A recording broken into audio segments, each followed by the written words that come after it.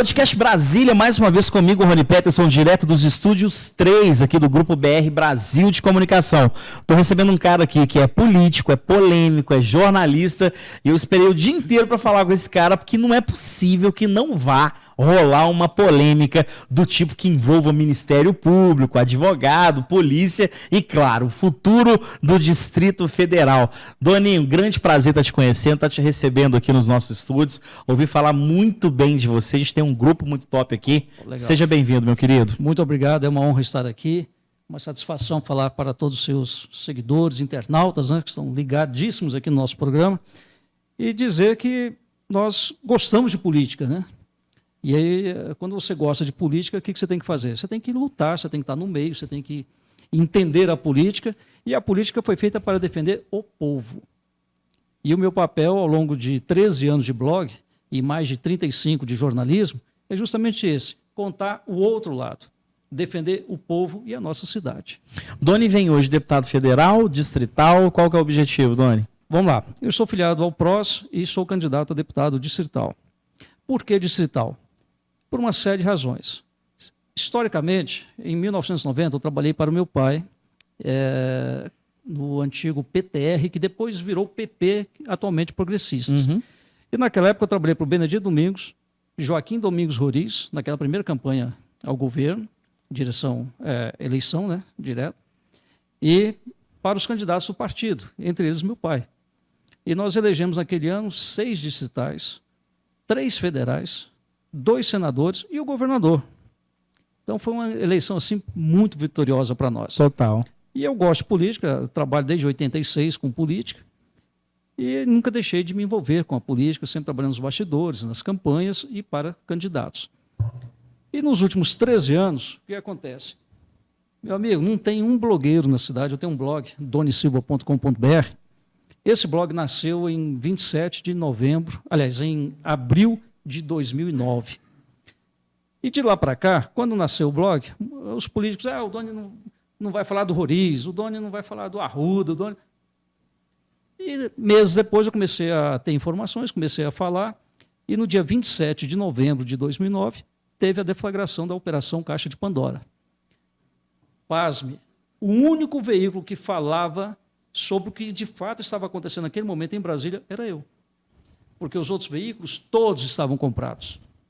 Então, ninguém falava em Brasília. Você queria saber alguma coisa, você ia no meu blog, ou tinha que ir lá no Folha de São Paulo, você tinha que ir lá no Globo. A referência era o Doni. Aí foi quando o blog explodiu.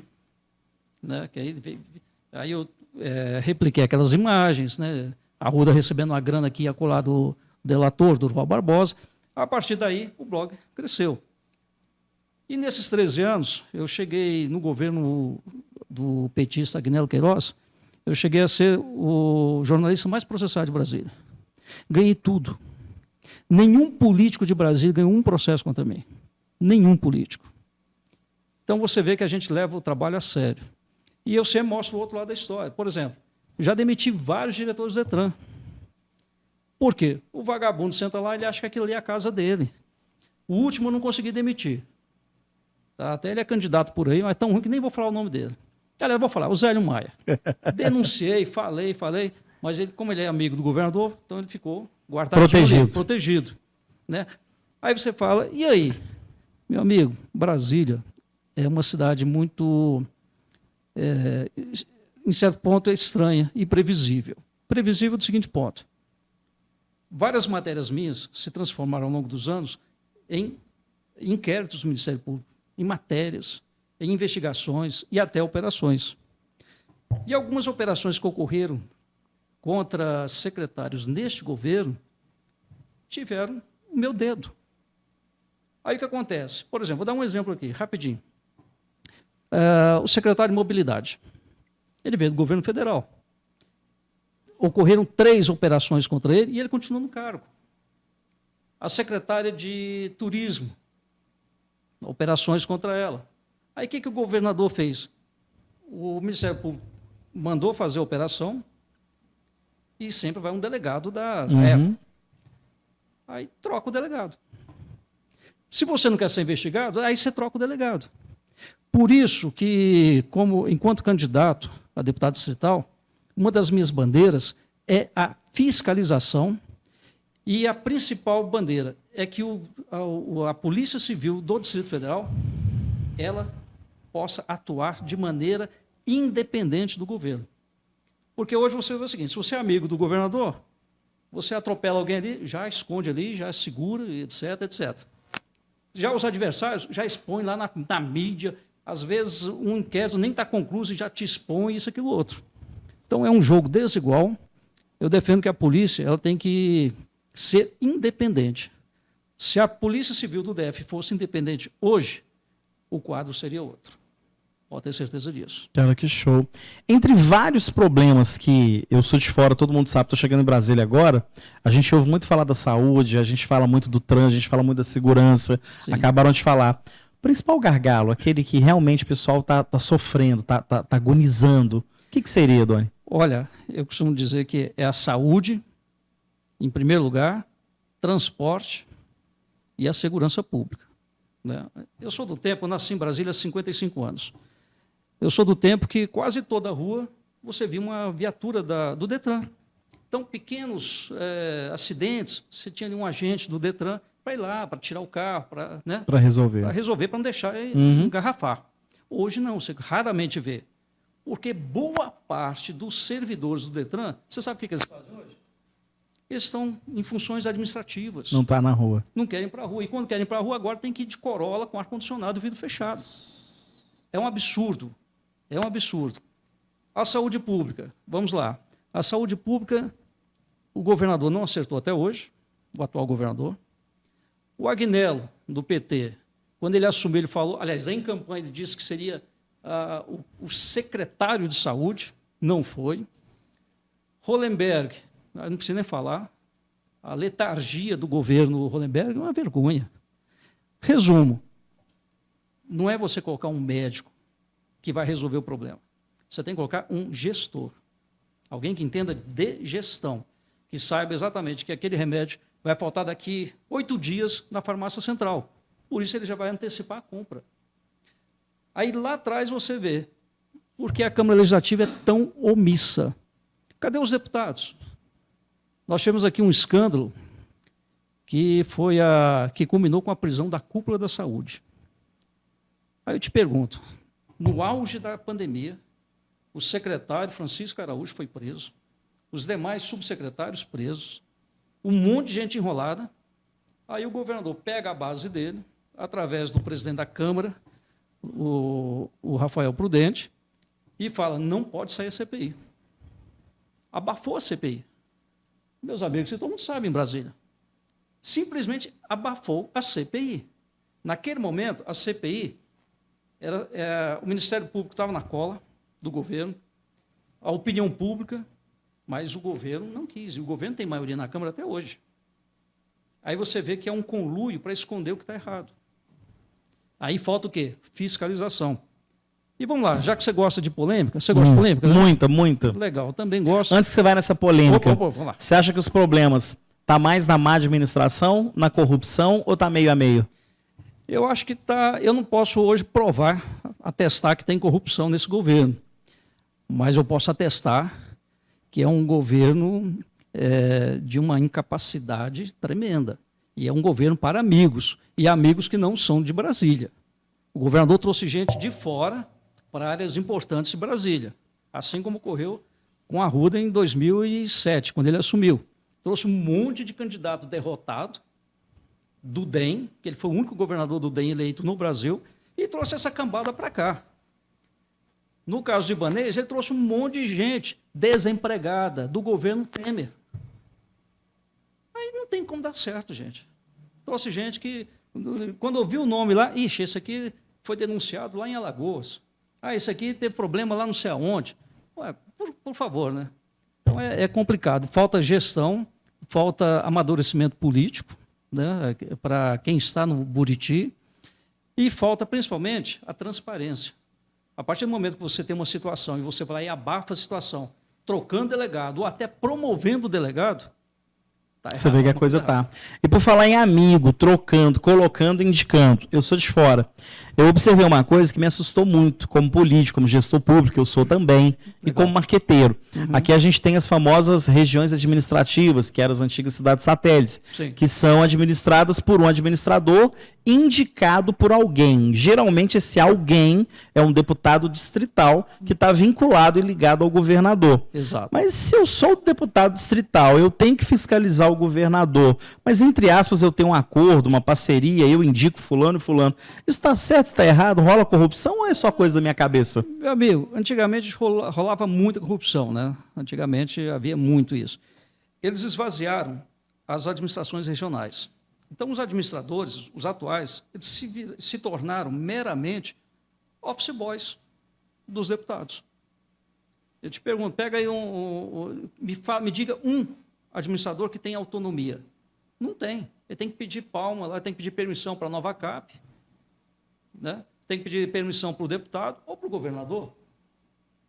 Está errado. Né? Antigamente, no primeiro governo Roriz, os administradores tinham autonomia. Então, era normal ter em Taguatinga, por exemplo, tinha um pátio lá onde você tinha os tratores.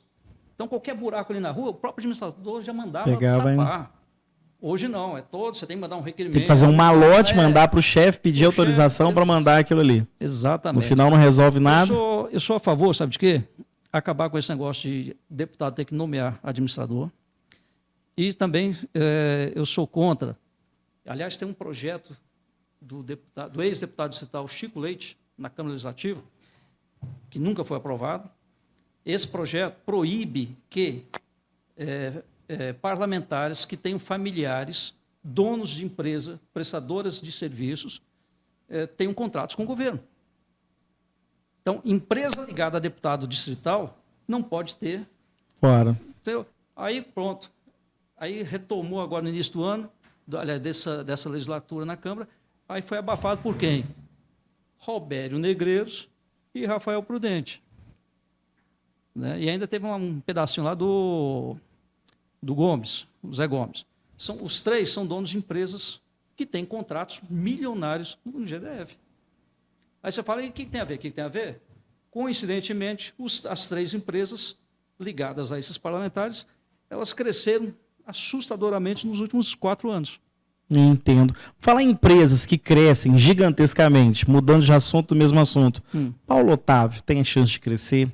Você vê uma candidatura sólida ou não? Eu vejo. Veja bem, você pega um empresário que está há 40 anos no mercado, o sujeito mudou a história da cidade, renovou Brasília com os empreendimentos dele.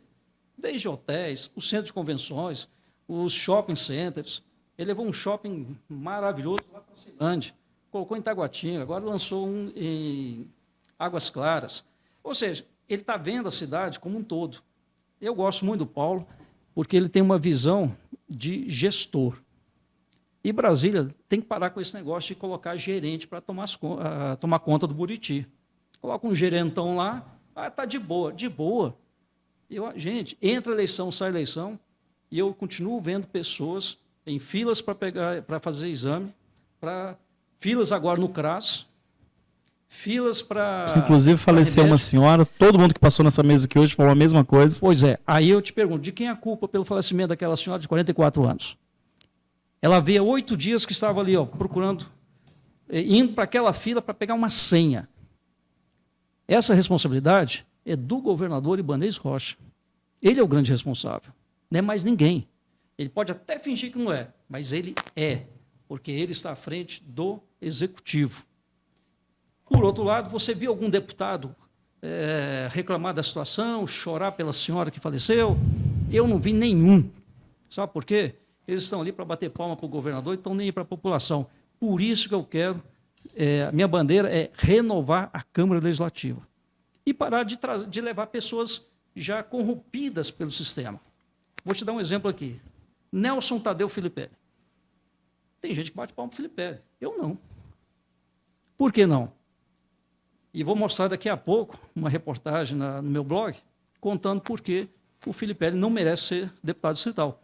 Porque quando ele era vice-governador na chapa do petista Aguinaldo Queiroz, ele usou influência junto à Câmara Legislativa e fez aprovar um projetinho que reduziu o valor do ICMS de querosene de avião. Aí você fala, e daí? E daí, que tempos depois veio a Lava Jato. Aí pegaram o dono da Gol, o Neném Constantino Júnior, e ele fez uma delação onde ele disse quanto pagou para o Filipelli para aprovar aquele projeto. Então, você, deputado que aprovou aquilo lá, eu estou na sua cola, eu vou te pegar. Porque os deputados que aprovaram, eles são cúmplices de um crime.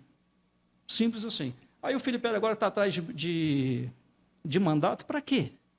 A Câmara Legislativa, o principal papel é fiscalizar o Executivo. A Câmara tem sido omissa, conivente e covarde. Essa é a verdade. Que loucura. 1º de janeiro, Deus abençoou, amém. O Doni sentou naquela cadeira. Qual que é a primeira ação, Doni? Matar alguém, xingar alguém, lançar um projeto? A primeira coisa que você fala, não, isso aqui não tem como. Não, a primeira coisa é agradecer a Deus e aos eleitores. E a segunda coisa é a gente apresentar, que nós vamos apresentar naquele momento, o que vai ser o nosso mandato, feito pela transparência e principalmente focado na fiscalização. Eu não estou interessado em fazer 1 milhão de projetos, não. Igual a Câmara fez aí, e quase 70% dos projetos, depois o próprio Tribunal de Justiça disse que não tinha valor nenhum. Então eu não faço projeto, não vou fazer projeto só para inglês ver. Eu quero é fiscalizar, ajudar o governo, seja lá qual for, a fiscalizar o dinheiro público, para que ele seja bem aplicado em prol da população. Por exemplo, não pode... Sobra dinheiro para publicidade, mas falta dinheiro para colocar cobertura em paradas de ônibus. Absurdo. Daqui a pouco começa a chuva e esse povo vai ficar onde? Então, são detalhes que só quem mora aqui, quem gosta da cidade, percebe e quer cuidar. Então, essa é a minha missão enquanto deputado distrital, ser o fiscal da cidade, do eleitor. Cara, que show. Polarização, Lula e Bolsonaro. Isso é bom, isso é ruim?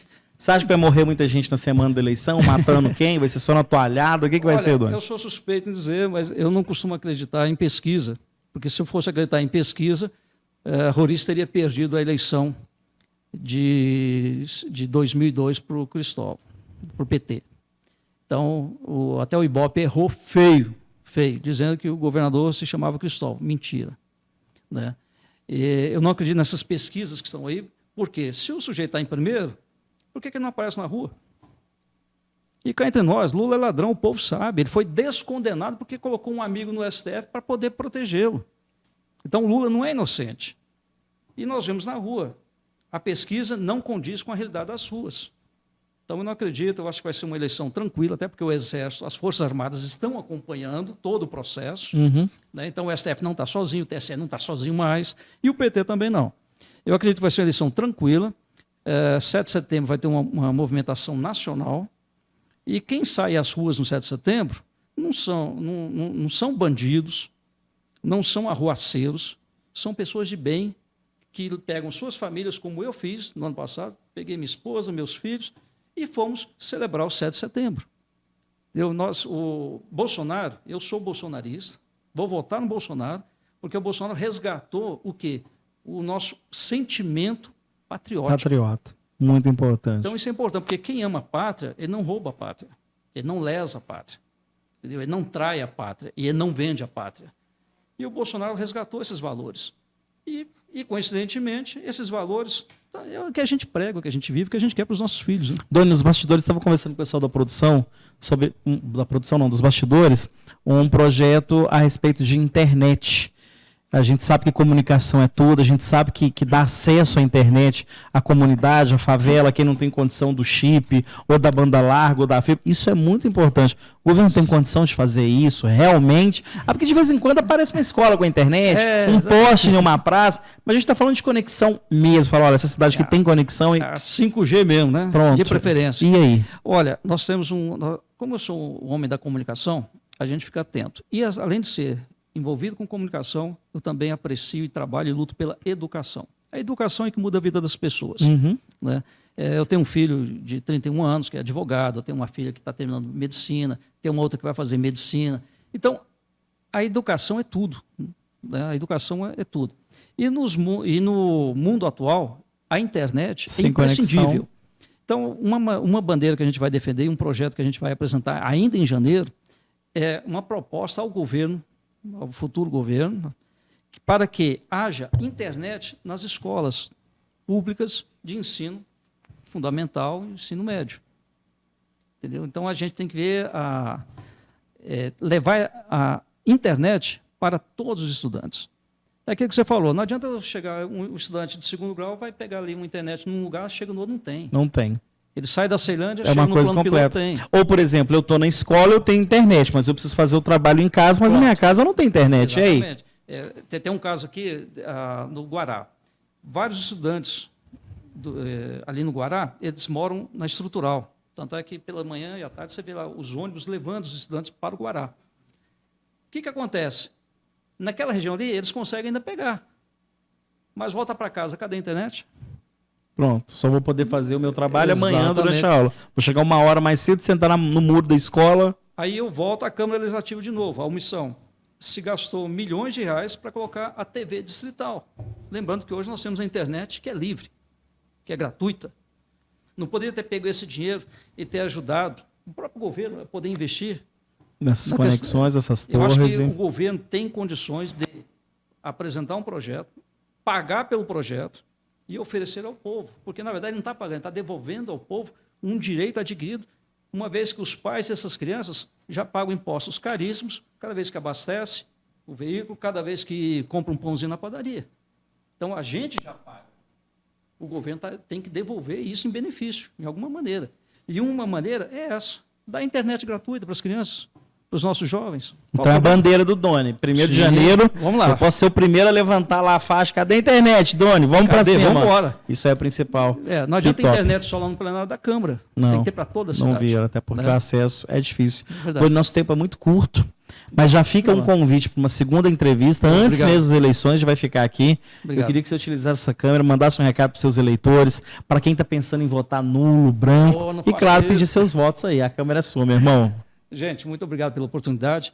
E quero colocar aqui meu nome à sua disposição para ser o seu próximo deputado distrital. O meu número é 90022. E a minha proposta é essa. É cuidar da cidade, defender a cidade. E, por favor, não vote nulo, não vote em branco. Valorize o seu voto. Vote em quem defende você, em quem defende a nossa cidade. Muito obrigado. Amém, amém. Doni, falei isso com alguns candidatos, vou falar nome novo, vou falar para você. Tá. Eu acho que a gente deveria ter mais no mínimo uns 100 dones em cada capital aí do Brasil para a gente realmente fazer. Eu sou comunicador, eu sei o que você passa, você sabe o que eu estou passando agora nesse momento aqui, a gente paga o preço mesmo, a família da gente paga o preço mesmo, e é legal a gente ter a caneta para falar, não, a gente sabe a realidade, a gente sabe como que funciona.